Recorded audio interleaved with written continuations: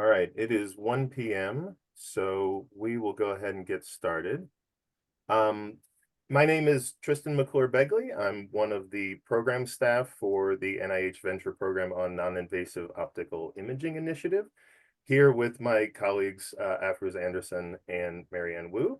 And on behalf of the entire program team, I would like to welcome everyone to this webinar on the Notice of Funding Opportunity RFA RM 24-012. The announcement was issued to invite applications to develop advancing non-invasive optical imaging approaches for biological systems, and it was originally released on December 2nd. And this funding opportunity is part of the Common Fund Venture Program, which we're going to go into shortly. Next slide, please. So today's agenda is largely going to focus on describing the NIOI NOFO, going over and highlighting some of the key points, and we will then have a Q&A session for the remainder of the hour. Please ask questions in the Q&A, not in the chat. The Q&A will come to us and we can answer them orderly. If you chat, you'll just be chatting with each other. And with that, I would like to hand it over to my colleague, Marianne, who can go through the Common Fund Venture Program. Thank you, Tristan. Next slide, please. So I'm going to give you an overview of the Common Fund and Venture Program. And the NIH Common Fund moves the NIH mission forward faster. It does this by supporting a series of bold scientific programs, each of which is designed to catalyze discovery in areas of research relevant to the NIH mission. These areas of research are cross-cutting rather than focusing on one disease or organ system, and they advance the mission of multiple NIH institutes and centers. Common Fund programs are designed so that each deliverable will spur subsequent biomedical advances that otherwise would not be possible without this strategic investment. Next slide, please. Here are some features of the Common Fund programs and how they catalyze biomedical discovery. They make substantial but time-limited investments. What we mean by this is that a program budget is typically between tens to hundreds of millions of dollars, but they're limited to no more than 10 years. The programs are goal-driven so that by the end of the program, we'll be able to accelerate emerging science, remove research roadblocks, enhance the research workforce, and support high-risk, high-reward science. For example, our transformative cryo-electron microscopy program is making state-of-the-art cryo-EM equipment and training available to the research community to broaden the use of this game-changing technology, thereby removing research roadblocks and enhancing the research workforce. Next slide. So now onto the venture program. The venture program initiatives aim to do amazing things with modest funding. The venture program enables support of initiatives that are bold, having outsized and cross-cutting impact, and that are nimble, such that they can be implemented quickly, and that are focused on one specific area, having only one notice of funding opportunity. The venture program implements the Common Fund mission through small, innovative initiatives. So, as I mentioned, typical Common Fund programs typically span up to 10 years with budgets in the tens of millions of dollars. Each venture initiative, on the other hand, is limited to 3 years with a maximum budget of $5 million per year. Venture initiatives support projects with clearly defined deliverables and go, no-go milestones so that bold ideas can be tested while limiting risk. Venture is a new program launched in January of 2024, with the first two initiatives to be funded are Oculomics and the Systems Biology Data Platform, with awards issued in September of 24. Two initiatives were selected for development in the next round, and they are newborn screening by whole genome sequencing and non-invasive optical imaging. Next slide. I'll now hand it back to Tristan, who will give us an overview of the non-invasive optical imaging initiative. Thank you. All right, thanks, Marianne. So, just to give you a little bit of overview and background, so motivated by the fact that many of the most important and enabling discoveries in life science occurred as a direct result of being able to see structures and processes that are otherwise invisible to the naked eye, we set out with this program to push the boundaries of what can be achieved in terms of resolution and imaging depth without compromising the integrity of the system under investigation. So, in other words, this program is pursuing novel technologies that enable non-invasive optical imaging of biological systems. That's why it's called what it's called. The program is designed as a phased award effort where two distinct periods of performance are separated both in time and in emphasis. So in the first phase, we're expecting efforts to generally address challenges associated with the practical construction and testing of actual devices and associated functional components like processors, analysis pipelines, et cetera, that can improve the actual imaging performance of the approach. And then in the second phase, we're looking at optimizing those developments in order to provide real-world demonstrations of these new capabilities that exceed the current state of the art for a given modality. Next slide, please. So this is the problem we want to solve. The fact is, living tissue presents significant barriers to interrogation by optical approaches. And as such, the research efforts that we want to support are going to address the following goals, right? First, we need to see a route towards significant improvements in depth of imaging that can be accomplished without physical penetration of the subject or sample. And second, the degree of advancement must be linked to a performance improvement that is broadly applicable to biomedical research and or clinical practice, the same way that current biomedical imaging approaches are useful for a variety of indications and for a variety of research applications.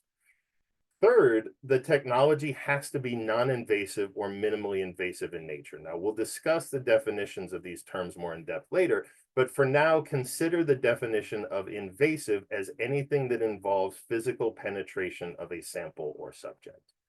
And then fourth, the approach has to provide these performance advantages without compromising the temporal or spatial resolution of the state of the art on which they are based or being compared to. Next slide, please.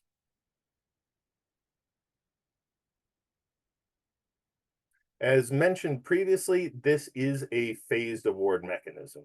And so these are examples of relative prioritization of research focus areas across the 3-year period of performance. So it's expected that the first year is largely going to emphasize proof of concept design and validation, leading to the development and demonstration of a prototype level device or method by the second year. And then finally, a demonstration showing comparative performance in a biological system of suitable complexity and relevance to the approach pursued.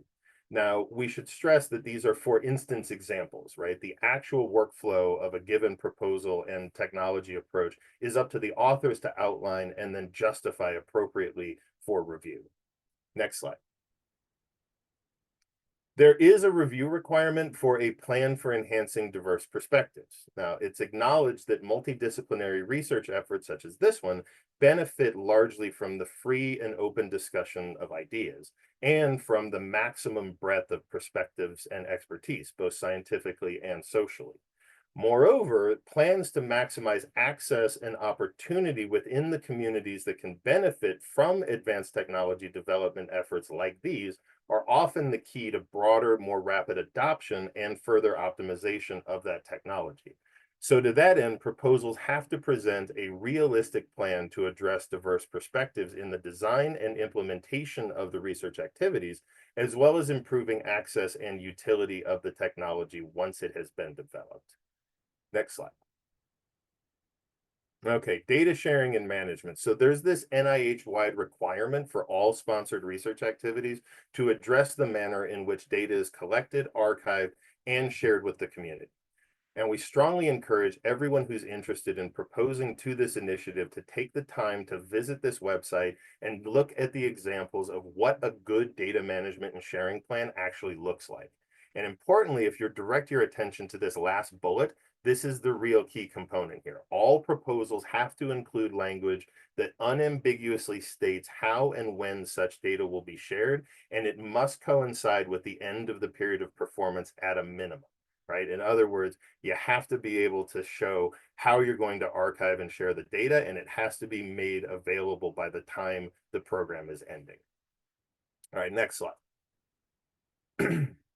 Okay, so this is some basic eligibility information. Generally, the PI of an effort, or the contact PI, if you're proposing a multi-PI consortium, they should be able to articulate and justify their technical expertise and experience that is sufficient to lead such an effort. There may be multiple submissions from a single institution, provided the proposals are distinct, so don't try and get multiple shots on goal with the same proposal. Non-US institutions may not propose as the prime, but may be collaborators of US institutions that do apply. And branches or components of US institutions that are located outside the geographic US are eligible to apply. Easy enough, right? Next slide. So this is the basic timeline of the proposal review and the award trajectory. The initiative posting occurred first on the 2nd of December. And next month, on the 7th of February to be exact, any letters of intent are due to the program team, and more on those in a minute. Final proposals are due the 7th of March to be reviewed over the summer, and then will be presented to council for final consideration for funding on the 9th of September. So the earliest likely start date will be that following December. Next slide. Okay, letters of intent. So a letter of intent is not a requirement to submit a proposal, but they are strongly encouraged because they're a great way to get direct feedback from program staff as to the suitability and the alignment of your ideas with the goals of the initiative. In other words, a letter of intent is in your best interest if you want perspective and insight from one of us on what you're interested in doing. And these things are due February 7th. So if you have drafts in hand, probably best to get them moving in our direction soon. Next slide. Okay, full proposals will be due on the 7th of March. Please pay attention to the language and requirements in the notice of funding opportunity. Okay, we wrote detailed instructions. We wrote them for a reason, and they are explicit in their details. Late applications are a no-go for this initiative, and you must use the electronic submission system Assist in order to successfully propose. Next slide. Okay, 4, a documented list of frequently asked questions and answers. Please visit this page. If you have questions that are not on that list or are not addressed by us during this Q&A, please reach out to us directly via this email address. We do check regularly and we do respond, so don't be shy. Don't miss out on the opportunity to engage with us. It's in all of our best interest to get all of your questions answered so that we can get the best proposals written and submitted. And with that, I believe we're done with the intro and we can move right into the Q&A. So I will invite my colleagues, Marianne and Nafruz, to come on and join us.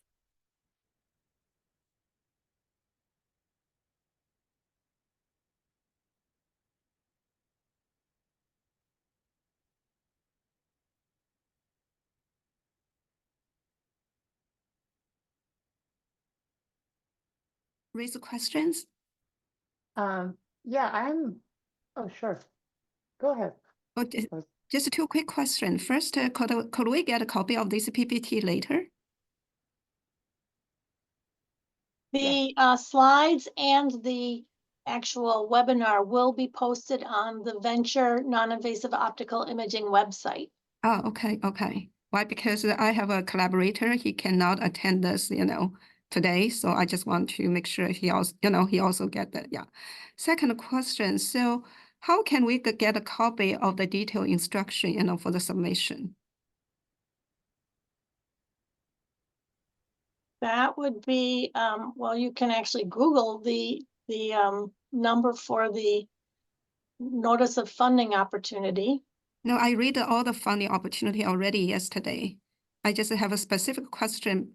I have experience made our one, but this is the first time for me, for this. So and I guess you probably have a very specific requirement and instructions. So how can we get that?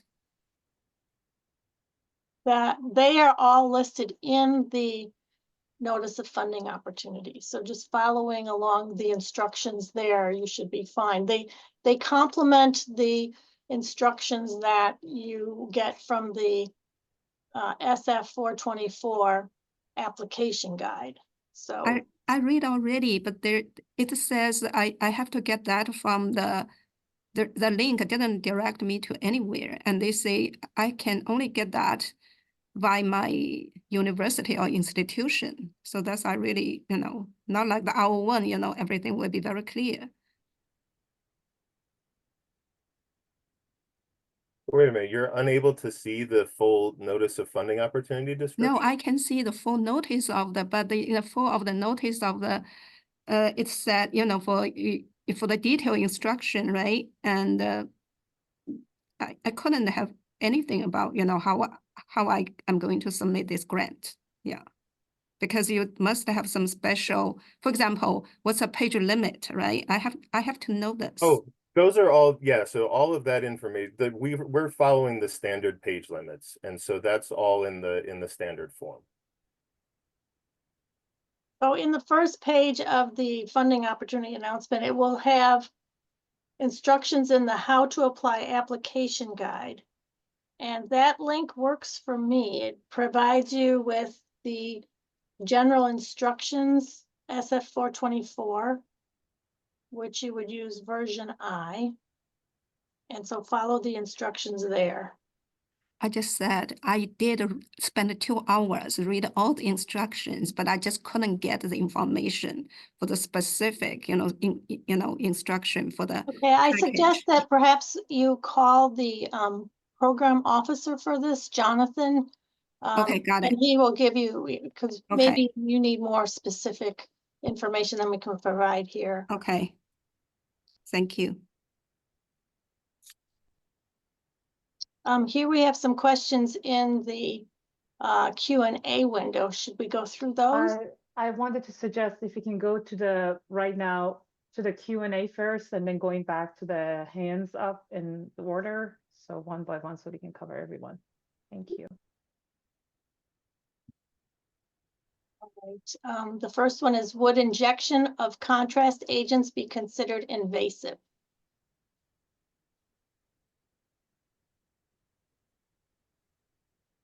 Who would like to take the answer to that one? I will. So generally speaking, no, we don't consider a contrast agent to be invasive. Again, the invasive nature of the approach is really applying to the hardware component. So as long as the hardware component is not penetrating the sample, then other things are allowable. You just definitely want to justify your use technically for reviewers. Second And question. regarding, I just want to say one more thing regarding the contrast agent. Please remember that we were talking about in vivo imaging with the goal that this proposal that you're having will have a translational impact to clinic and human studies. So if you're using a contrast agent that cannot be used in human studies, you have to consider that as well.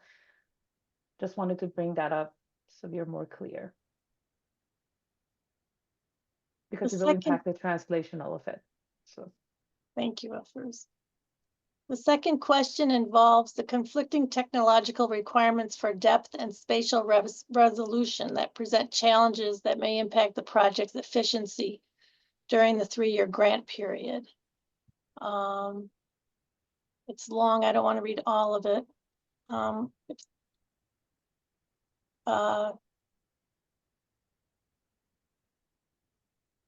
If the technology itself is scalable, does it meet the spirit of the NOFO? We wonder whether discussing in the proposal how the technology is scalable without the actual implementation would suffice.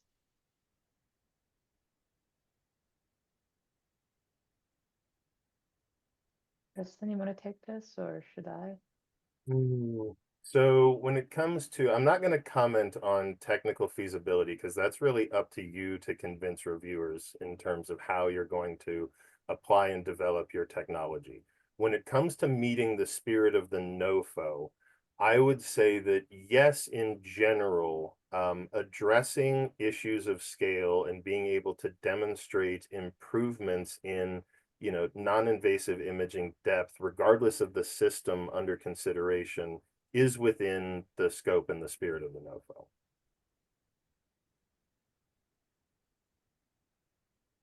And also, you mentioned something about the conflicting technology requirement. This, I just want to first mention, this is a venture program. It is for next generation of the technologies. We have specified that if you're increasing the depth, at the minimum, you should not be compromising the resolution. So there's no specification in terms of both depth and resolution have to increase significantly, but we don't want the resolution to be impacted. So I hope that that answered the first part. You have mentioned that in medical imaging, it's common to separate the hardware version to be developed for human scale and a small animal scale. We understand that. We do not have, we know that this is a 3 years, and we know this is a sort of almost like a proof of concept studies for in vivo mammalian. So therefore, you can use the animal studies, but having that sort of thought process is important also. As mentioned in NOFO, you should have some sort of plan and thought process in terms of later translation into humans in case that you cannot do it within those 3 years. So I hope that answers at least the second part of it, because I think Tristan did the third part. Okay, next question. Could you please explain non-invasive? Yes, penetrating. Period. If there is physical penetration of a probe into a sample or a subject, that is invasive. Can we now go to the live questions? So because we can go back and forth. Okay.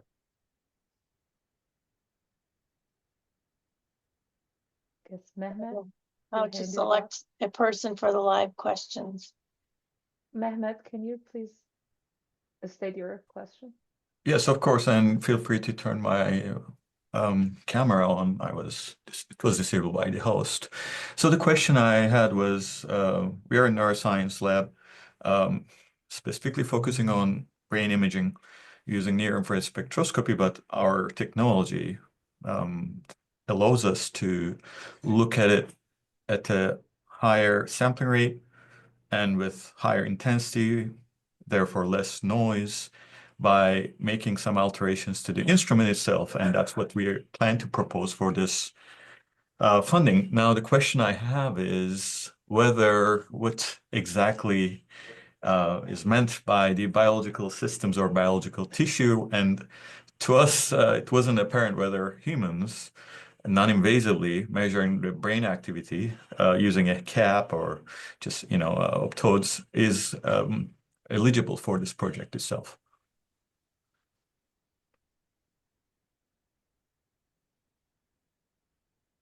Yes, it is eligible. You're non-invasively measuring the biological system overall means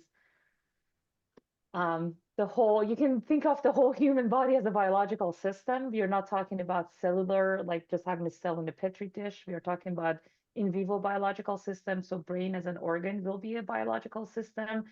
And looking at the hemodynamic function in this case would be considered, as long as you can show that you're significantly improving the depth of the imaging. So it's not just about the sampling rate. I just want to clarify that as well. Thank you for that clarification. First, I was under the same impression, but my my collaborator thought that maybe it's just for the animal sciences. But yeah, I'm on the same page. Thank you for that clarification. I appreciate it. Next question. Yeah, I have a question about the total size of the program and the range of each proposal. Right. So we have a $5 million budget for the initiative. Yeah. And we expect to have 3 or 4 awards. Okay. The budget should be commensurate with the work proposed. Okay. Thank you very much. My turn.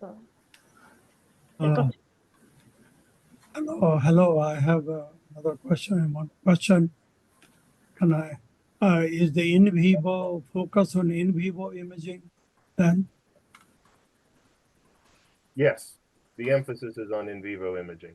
Now, in the early stages of the proposal, you can certainly use whatever, model systems, optical phantoms, whatever for optimization. But by the second phase, and certainly by the culmination of the program, demonstration in an intact in vivo system is required. Thank you. Okay, I'll take some questions from the Q&A. Does proof of concept have to be performed in humans to be responsive? No, The answer to that is no. It has to be in a mammalian system or mammalian tissue. Is the program limited to photons, or can the probe also be electrons? We're No, limited it's not to required. photons. Photons.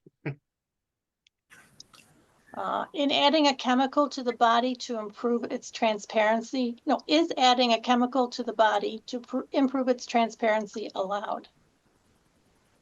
So this is sort of in line with the contrast agent question. Now, in the spirit of the NOFO, we're definitely not excluding the use of, chemical adjuvants to improve performance of imaging, but that does sort of raise the bar in terms of the job that you have as the proposer to articulate and demonstrate how it's going to be technically feasible and how it's likely to scale and be acceptable for use in a translational capacity. Now, even though within the NOFO, we're not requiring a translational element in terms of you don't have to demonstrate that the technology scales from an animal model into a human, but it is in the spirit of the NOFO that the technology being developed will ultimately be acceptable or have a route into a translational application. So just to reiterate, yes, it's allowed, it's within the spirit of the NOFO, but you are adding some burden in terms of your challenge writing a responsive proposal. Are there specific medical areas of interest or priority for this RFA? For instance, neurological sciences, cancer, cardiovascular conditions, etc. No.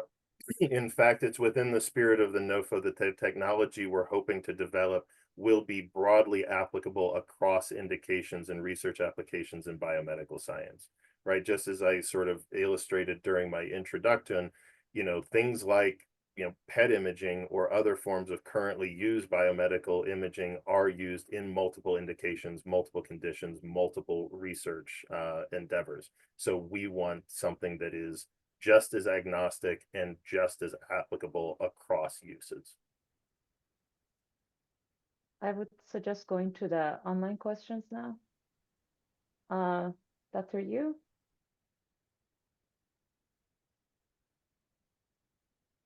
Oh yeah, I have a question regarding the penetration depths. So what's really you want to reach to the depths? I saw Dr. Li Hong Wang's questions related to this. If you go deeper and then your resolution going down. So this question also related to what age of the population you expect to imaging, right? You're expecting imaging like babies or children or adults. And that's a whole different story. So for instance, if I propose just imaging baby, is that okay for this grand purpose? Yes, as long as, so great question. As I said before, we did not ask explicitly that you have to also increase the resolution with the depth, but it has to be within a current limit of standards. So that being said, again, for your technology will be applicable to might be a specific to a population or a disease that currently has a gap in there. This is your job to find the application that your technology can be highlighted. We cannot tell you if you want to use infants or you want to use children, that's fine, but you have to really consider explaining why you're choosing that specific animal model for or human model for a specific demonstration of your technologies. We understand that different optical imaging technologies and different tissue types will require the different depth and resolution. So we're not just saying give a very specific depth and say you have to reach that, because it will depend on the use of your technology. Okay, thank you. Second question is like, it's not specifically organ related, right? Like you can use this imaging to brain or any tissues you Correct. want. Correct, as long as it is clinically relevant. Thank you. All right, Dr. Boyden. Yeah, I guess I just had a little question at the border of a couple of the earlier questions. It was mentioned that if a probe is brought into the body, that would be considered invasive and non-responsive. What if you bring in a contrast agent with an invasive device, like a needle, and then withdraw it? Would that be considered invasive, or would that fit with non-invasive?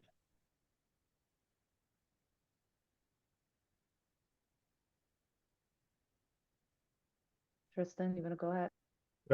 So I'm going to say we don't consider the contrasting agent itself to be invasive, even though it does have to be introduced into the system. But if the optical probe is penetrating the tissue or the sample, then that's invasive, right? So we're trying to get away from things like, implantable fiber optics, grin lenses, that kind of thing, right? We want the actual image acquisition to be taking place from outside the sample. Thank you. Dr. Georgia-Kuti. Thank you. I guess this is related, but I think I got my answer. So I think in the slides, invasive or minimally invasive was indicated. So is that true, or is it really non-invasive? And if it's minimally invasive, okay, then what's the definition of minimally invasive? That is a good question. Some of the minimally invasive was introduced because we also want the community to think about, let's say, endoscopy that is covered as a minimally invasive technology. And if you suppose you're coming with endoscopy method that you're using while also showing the penetration depth using that endoscope is supposedly much significantly higher compared to the current standards, then that's fine. That was the main reason that we also included minimally invasive in there. Yeah, it was sort of but not to the point that you actually have to perturb tissue to the point that it tears, as I think Tristan mentioned earlier. Yeah, exactly. We added the term minimally invasive as a sort of a semantic exercise to say, well, this would be considered somewhat invasive with respect to the organism, but non-invasive with respect to the tissue. Now I think we should move to the questions, 3 questions in the chat, and then we come back to the online questions. The next one is, do we need to and can we specify the NIH institutions when submitting? Because this is a common fund program, this is a trans NIH initiative and it's funded through the Common Fund Office. It will be managed by the National Institute for Drug Abuse. So the answer to your question is no, you do not specify an NIH institution. And just for clarification, even though it's being managed by NIDA in this case, but since it's by Office of Director, you can pick any organ. It doesn't have to be, the goal of the program does not have to be just aligned with the mission of the NIDA. That's correct. Thanks. Could you be more specific with what you mean by biological systems? We are proposing an instrument for non-invasively measuring neuronal activity on humans. Are we eligible?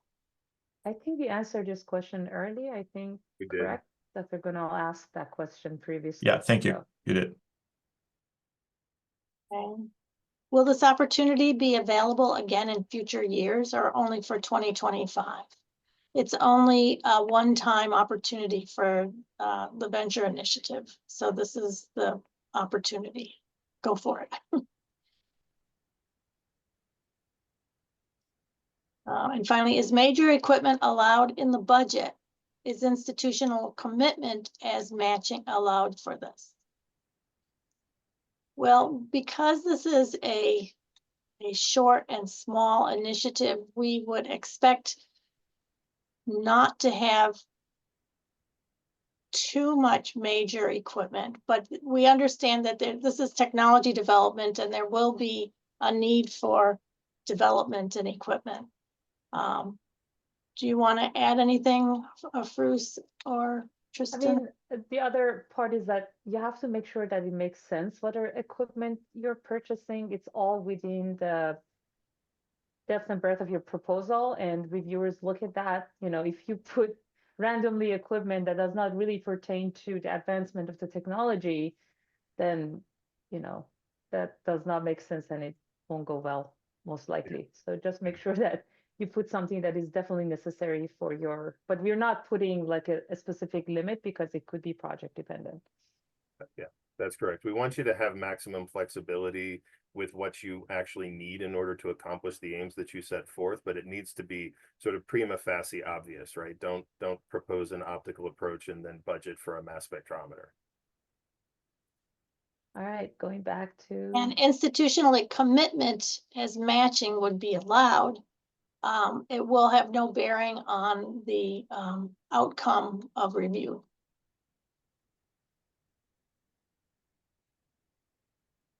All right, online questions, Dr. Gibbs. Thanks. I think this might pertain to some of the other questions that were asked, but specifically, would photoacoustic imaging be considered an optical imaging approach? Yes, it does. Okay. It uses as a part some photons, so we include those as well. Great, thank you. Hi, I have a question about the penetration depth. So do you have any quantifiable target or range for the enhancement of the penetration? We specifically have not defined the penetration depth because depending on the optical technology that you're using, it will be different. So it's the reviewer's job to also evaluate your proposal in terms of how significant is the penetration depth that you're proposing with respect to current standards that exist, and also how relevant it is for clinical application. For example, if you want to look at it later on, and how important it is for the biological question that you're trying to answer. So yes, we're not going to define that because the 2-photon definition of the penetration depth will be very different than near-infrared spectroscopy. Okay, But you have to thank you make for the the case. explanation. You have to make the case within your proposal, because reviewers are already aware of the current standard technology, so they can say, for example, this is existing, and this is definitely significant, and specifically as it relates to that biological problem that you're, or clinical question that you're posing within your proposal. Okay, thank you. Dr. Chamanzar? Yeah, thank you for this webinar. I have two quick questions. One is there technology expected to be miniaturizable and portable, or is this more about pushing the boundaries of fundamental imaging limitations? Tristan, you want to go ahead? Yeah, so, you know, honestly, the form factor that it takes is really something that is, you know, up to you to, you know, articulate the value of. We are primarily interested in making, you know, practical implementation of, you know, fundamental advances in optical imaging technology. If what you're, you know, working with is something that can be ported into a specific form factor, hey, that's great. You know, that can help with, you know, understanding your marketability, your technology transition, et cetera. But we really care about improving the practical performance and the acquisition of imaging and data from these complex samples. Thank you. My second question is related to the previous discussion about depth resolution trade-off. If I understood correctly, it is expected that we push the envelope in terms of depth resolution trade-off in the context of specific applications, right? So in the context of your application, in terms of what it is that you anticipate being able to resolve, like, yes, we do want to see improvements in penetration, understanding that they're, you know, and this is dependent on the modality, the you know, your actual approach. in general, as long as we're seeing, significant improvements over what is state of the art for that given approach, that's fine. But again, it's in your hands as you write the proposal to articulate what those improvements are going to be, why they are realistic, and how you're going to accomplish them. Thank you. And one last online question for now before we move to Q&A. Dr. Yuan? Hi, thank you. This is Bahong speaking. My question is, I saw the announcement said you don't like the combination between X-ray and photon, something like that. What about ultrasound, combination between ultrasound and photon? You already mentioned photoacoustic is considered about optical, so that's my question. That's fine. If you think that, combination of the optical imaging and ultrasound, it's going to help with the penetration depth, which is the aim of this study, that would be fine. Thank you. My second question is, do you prefer what type of contrast that you want to image? For example, structural, functional, or molecular. Do you have any preference, or it's very broad? It is up to you. Okay. It is up. We are not prescribing here what you should use. We are letting the community to decide, because there are lots of different clinical problems. There are lots of gaps, and you have to use a specific contrast for the specific problem that you're trying to answer. So we're not going to define that, because that's up to you. And again, this all goes hand in hand, right? The depth of the imaging that you're choosing, the contrast that you're using will depend on what type of problem you're trying to answer. And we're not specifying that, but a good proposal will be something that can, holistically look at this approach and decide on what is needed.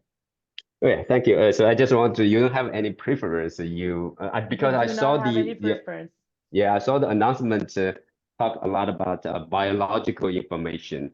I'm not quite understanding how to understand the biological information. It can be structural, it can be functional, Yes, and molecular. correct. It could be functional or structural. That is correct. Thank you very much. Back to, would preclinical applications, example, drug discovery, be eligible, or should it be translational? Preclinical applications are fine, because again, the important thing is that you're progressing the technology in demonstration towards in vivo applications, right? What those in vivo applications are in the context of your proposal is up to you. But it is within the spirit of the NOFO that these things do have at least the flavor of translational application. We don't want something that's so niche, it's only useful for imaging, a GPCR subunit. Is international collaboration encouraged? It is allowed, it is not necessarily encouraged. Are catheters or endoscopes considered invasive? Yeah, so we answered this earlier. These are examples of sort of minimally invasive, because it is invasive relative to the organism, but it is non-invasive relative to the imaging. I think this may have been answered. Is multimodal imaging considered an acceptable approach to address challenges related to optical imaging depth and related issues? Yes. What is the maximum dollar amount per proposal? Is there a $500,000 per year limit as with R01s? No, we do not have a budget limit. But again, as Marianne stated earlier, there is a budget total for the initiative, and there are a number of awards expected to be made under it.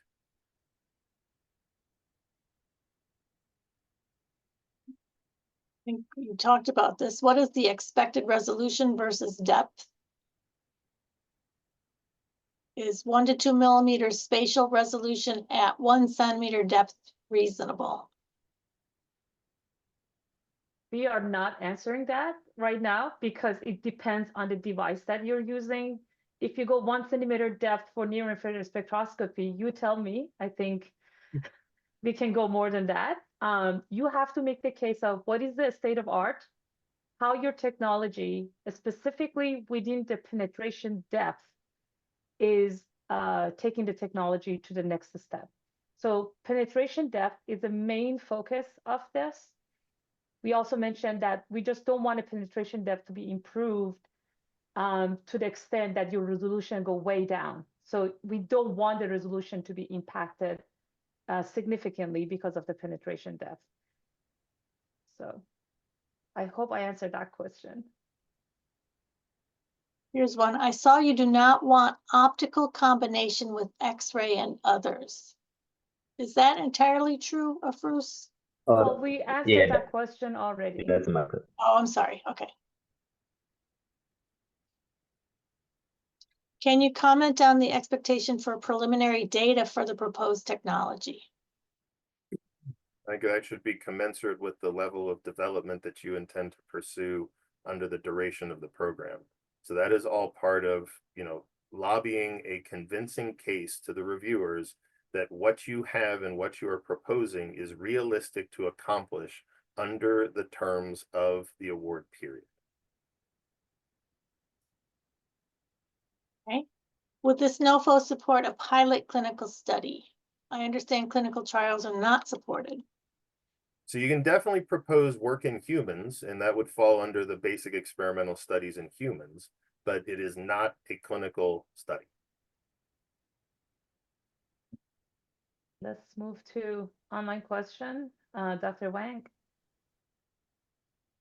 Thank you. If I can follow up on my earlier question, the NOFO states by the close of the third year, we need to demonstrate the capability to effectively capture images across multiple scales, e.g. subcellular to cellular or cellular to tissue, relevant to the tissue of interest. So this still worries me a little bit. Because usually if you want to capture cellular resolution, less than 10 micron resolution, you're at the microscopic level. For tissue, then you want to target multiple centimeter penetration. Then the resolution is usually maybe hundreds of microns at best. So you have to build two physical devices in order to demonstrate multiple scale imaging, because a single device is currently not possible. So I wonder if there's a way to reconcile the demonstration, because demonstration, if I understand correctly, we need to show images, right, captured using our devices. Is there any way to concentrate on one thing? I think depth would be incredibly important, because that's the greatest challenge the entire community faces.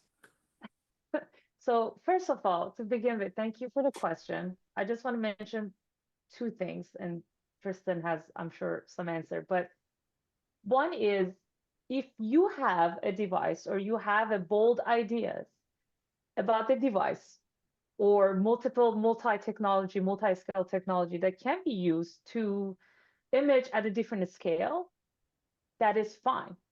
But we did not say that you have to have a multi-scale device. We mainly said that so you understand that there's so many different optical imaging technologies that can look at the tissue or answer the clinical gap at a different scale, and you can use any of them that you want. Now, if anyone here has a multi-scale, that is perfectly fine. I think that would be great, because I completely agree with you. But as within this 3 years proposal, we are mainly focusing on a penetration depth for the specific given optical imaging technology or multimodal technology. If you can go with a multi-scale, that's fine, but this is not a requirement of this specific NOFO. Well, that's very helpful. Thank you very much. Yeah, that's a perfect answer. I have nothing to add. Would molecular imaging probes or nanoparticle-based imaging fit into the scope of this NOFO?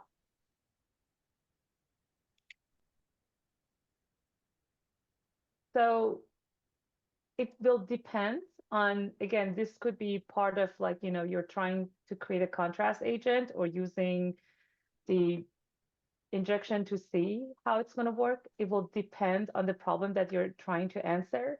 And please remember that we want this technology to be translated in human studies. So if you think these contrast agent can be used in human, that's fine to use.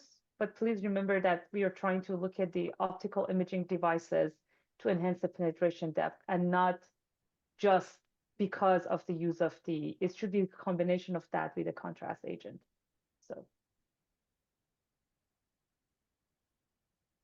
Should discussion of alternative approaches be included in the milestones and timeline plan original document? What is the criterion when addendum to the research plan is required?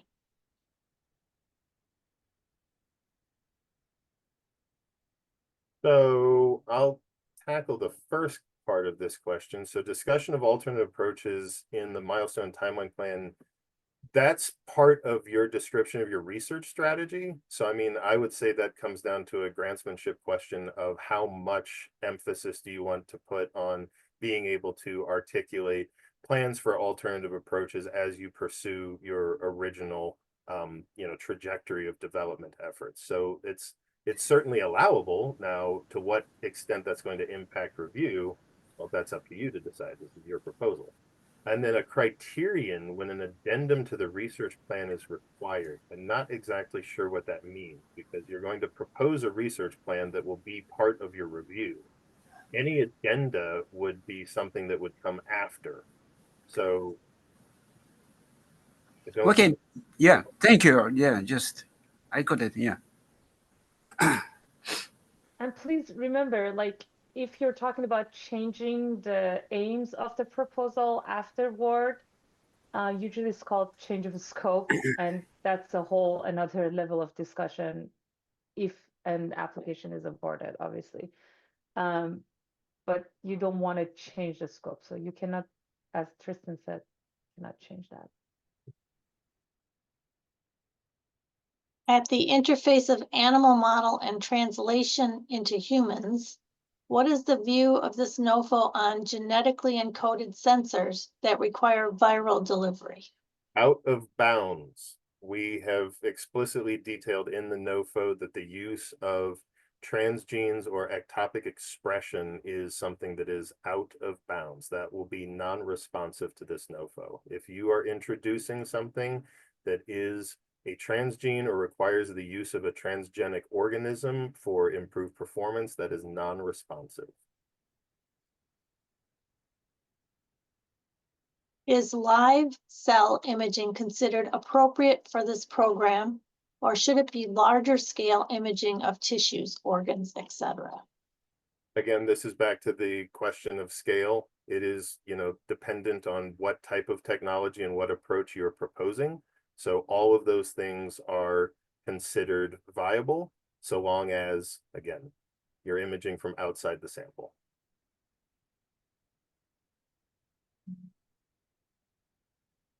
Could you clarify whether the approximately 4.9 million listed in the NOFO should be interpreted as across all years of the awards, hence a total 3-year budget of roughly $1.6 million per award, or is that budget only for the first year of the award?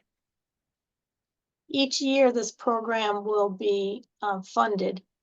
The budget in total cost is $4.9 million. So with 3 awards, we expect to that sum to not exceed $4.9 million per year.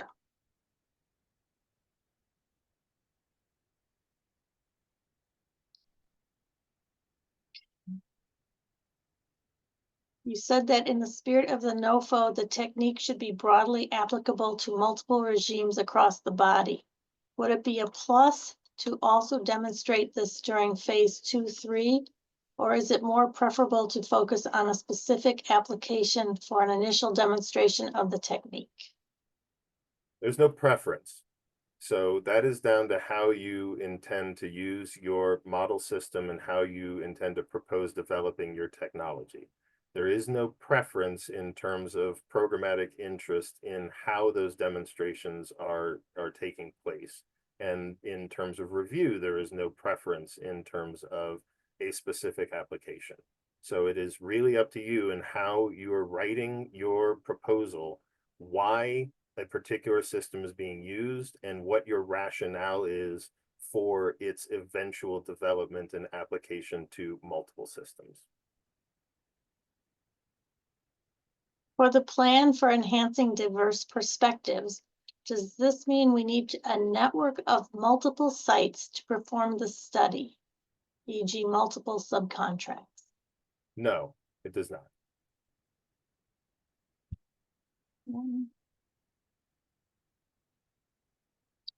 Let's see.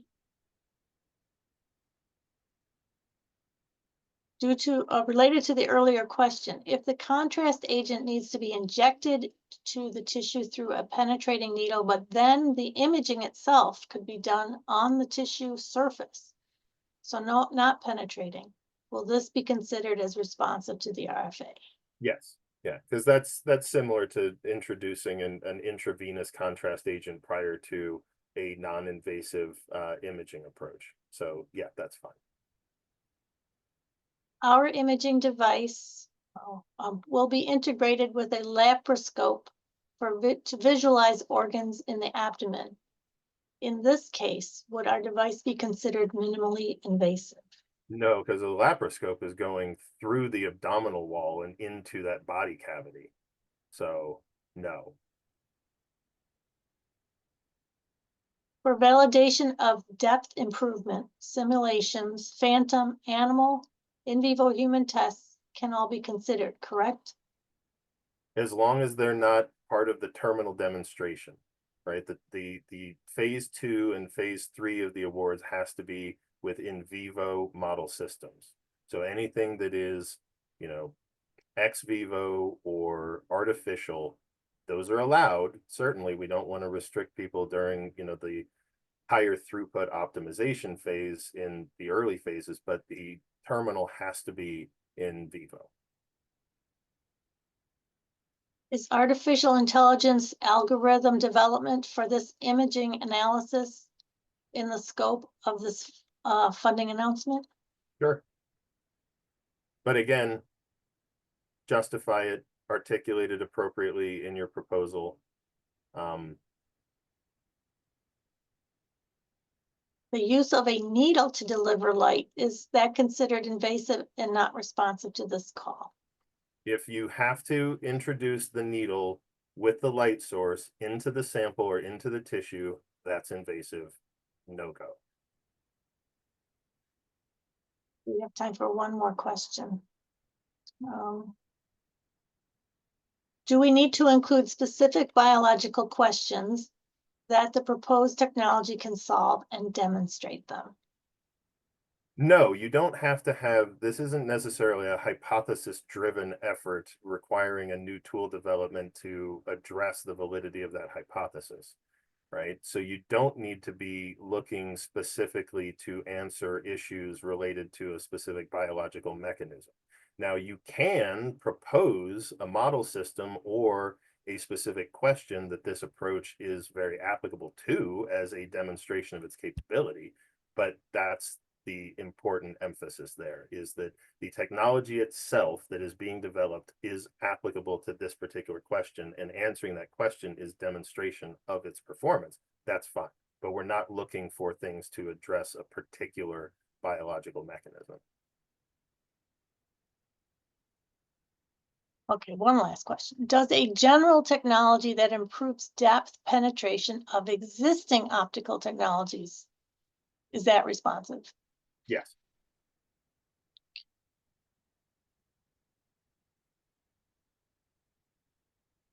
All right.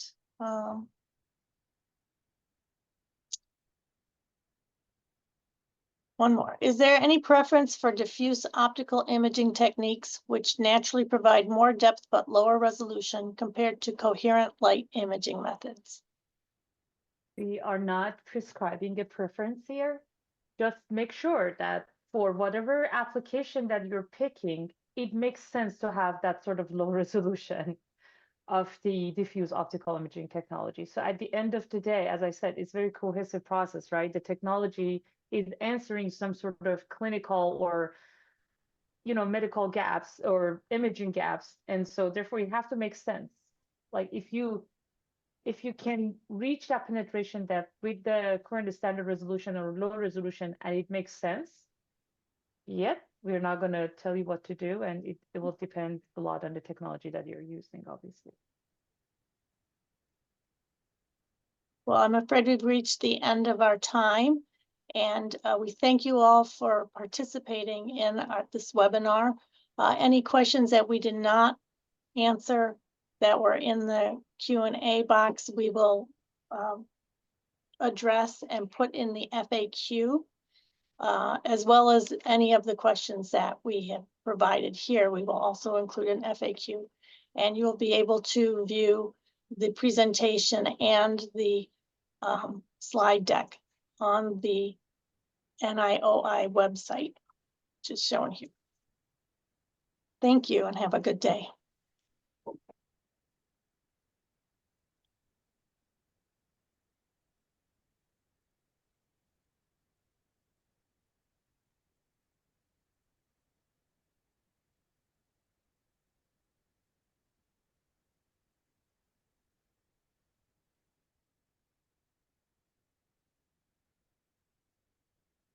Somebody in the waiting room.